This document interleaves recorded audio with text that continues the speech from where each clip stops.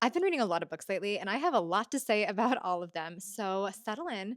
This is going to be a little bit of a long video, so grab a drink and let's have a chat.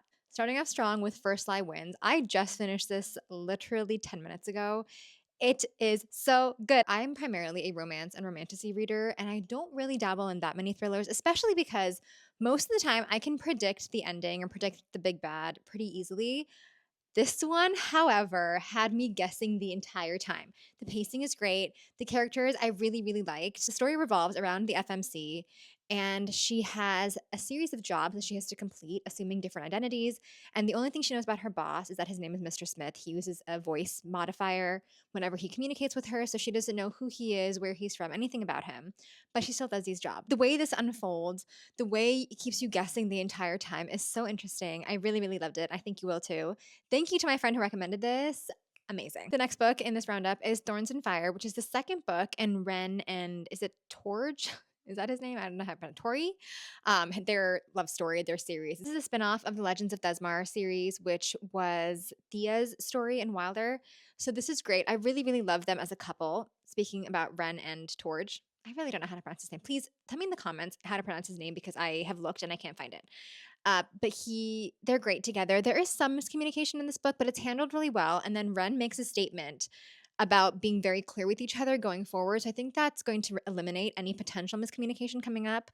I like how it ended. I'm interested to see how this goes. I think the next book comes out next month. So if you haven't read the series yet, you can start now and then you'll be prepared for when that next book comes out. Next one is This Vicious Dream by Stacia Stark, the first book in the Kingdom of Death series, which is a spin-off of the Kingdom of Lies series. This is Medinia's story. It does end on kind of a cliffhanger, but it's very, very interesting. I love everything that Stacia writes, and genuinely, this book is no different. It's so interesting. The characters and the world building are really unique and interesting, and the magic takes a slightly different turn with this book, which I really appreciated. The only thing I will say, that's my only complaint with this book, is that instead of releasing the next book in the duology, she's releasing another book linked to another series, I want to say, which is great because, like I said, I do like her writing, but I really wish we'd gotten the second book in the duology because I'm dying to know what happens next. But I will be patient and I cannot wait to read book 2. Next one is The Dark Lord's Guide to Dating by Tiffany Hunt. And this one started off a lot more comedic than I normally like,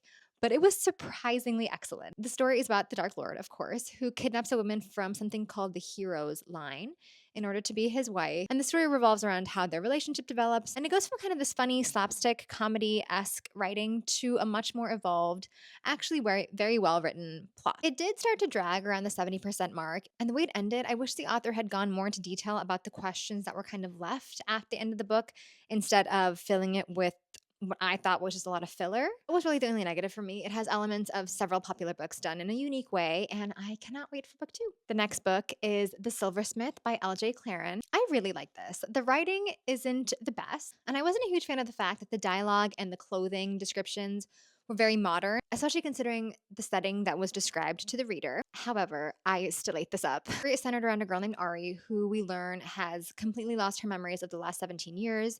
And it feels very disjointed in the beginning, and I think that's intentional because of that memory loss. By the second chapter, we meet Smith, and we learn that she's this prophesized queen, and they set off on this journey with some other friends. The tension between Ari and Smith is great. The romance is very sweet, but what drove me crazy is a secret that everyone kind of tiptoes around that is essential, really, is essential information for Ari to learn that everyone keeps from her. And that drove me completely, completely crazy. As a reader, you figure out this secret well before Ari does. You can figure out what exactly is happening before she even has like a little bit of a whiff of what this secret might be. And so it could have avoided certain events from unfolding the way they did. I know she did it for the plot, but I wish it didn't have to go that way. I still will be reading book 2. I cannot wait for it because it was very interesting. The next one is Daughter of the Ninth Line, parts 1 and 2. This is a series of novellas. So books 1, 2, and 3 are novellas leading into the ultimate duology, which I don't think is out yet. I was locked in for book 1 and was devastated by that brutal ending. It's a major cliffhanger. And I thought book 2 would go into more detail, but it turns out book 2 is a retelling of book 1 with a slightly different twist. And I believe book 3 is the same. It's another just slight twist to the plot. So if you have read all 3 books, tell me if it's worth reading book 3 because I don't know if I want to go through all that again. So that wasn't great, but it was very interesting in book one. And I will be reading the duology. The next series of books is This Woven Kingdom by Tahereh Mafi. It was very good. Book one was very interesting. I loved the magic system. I thought it was really interesting. I thought the characters were great. However, books two and three slowed down dramatically to the point where they could have actually been condensed into one book or maybe even half a book because nothing really happens. A lot of unnecessary internal dialogue and a lot of rehashing of what we've already read happening so far in the plot. And the dialogue between the side characters is incredibly annoying to the point where it takes away from the plot and is a distraction, which I did not enjoy. I'm going to read book four, but I'm keeping my fingers crossed that the pacing is faster and that the characters actually say what's on their mind instead of marinating in their own misery. And the last book in this roundup is The Good Girl Effect by Sara Cate.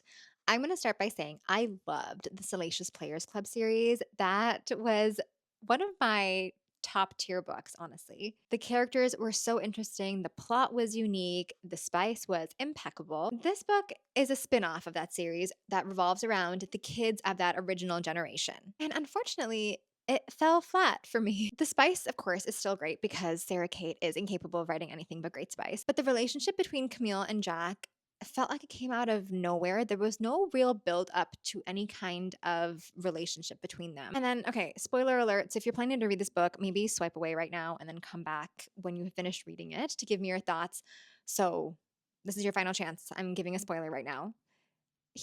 Jack, gives up his daughter for 6 months, which to me, as a parent, is absolutely wild. Everyone has their own way of grieving, but to give up your child, your young child, for 6 months seems just completely insane to me. It's his friend that raises his daughter in that time. And then, even after he brings his daughter back into his home, he refuses to actually be a parent to her. He like straight up neglects her for a year and a half after. So she's in his home, they're in their home together, but he doesn't take her out to do fun things. He doesn't talk to her over dinner.